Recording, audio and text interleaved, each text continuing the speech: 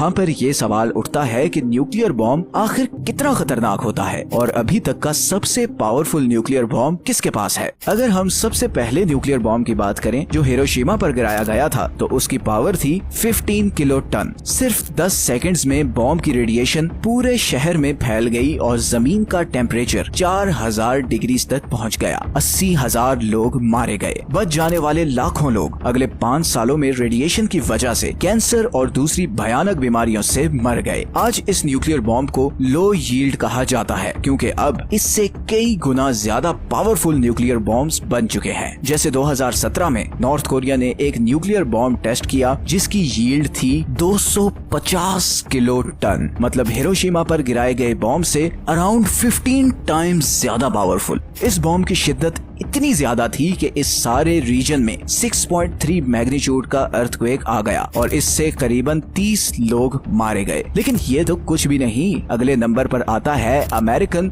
B-83 nuclear bomb. इस bomb की yield है 1.2 मेगा टन्स, मतलब इसकी पावर इतनी है कि इसके 8 किलोमीटर के रेडियस में हर चीज विद इन सेकेंड्स लिटरली पिघल जाएगी। नेक्स्ट आता है castle Bravo, the most powerful nuclear bomb ever tested by USA। 1954 में अमेरिका ने पैसिफिक ओशन में एक न्यूक्लियर बॉम्ब टेस्ट किया जिसकी पावर थी 15 मेगा टन। ये बॉम्ब हिरोशिमा पर गिराए गए बॉम्ब से 1000 टाइम्स ज्यादा पावरफुल था। इस एक्सपेरिमेंट को the greatest radiological disaster in American history कहा जाता है बिकॉज पैसिफिक ओशंस के ये सारे आइलैंड्स इस एक्सपेरिमेंट से बहुत बुरी तरह मुतासिर हुए। ये बॉम्ब साइंटिस्ट्स की एक्सपेक्टेशंस से कई ज्यादा पावरफुल था। आज भी इन आइलैंड्स में इस न्यूक्लियर एक्सपेरिमेंट की रेडिएशंस हैं जिसकी वजह से यहाँ के लोकल्स डिफरेंट बीमारियों का शिकार रहते हैं। और इसी के जवाब में फिर 1961 में सोवियत यूनियन ने बनाया जार बॉम्बा, ह्यूमन हिस्ट्री का सबसे पावरफुल और खतरनाक न्यूक्लियर बॉम्ब। ये एक हाइड्रोजन बॉम्ब था जिसकी पावर थी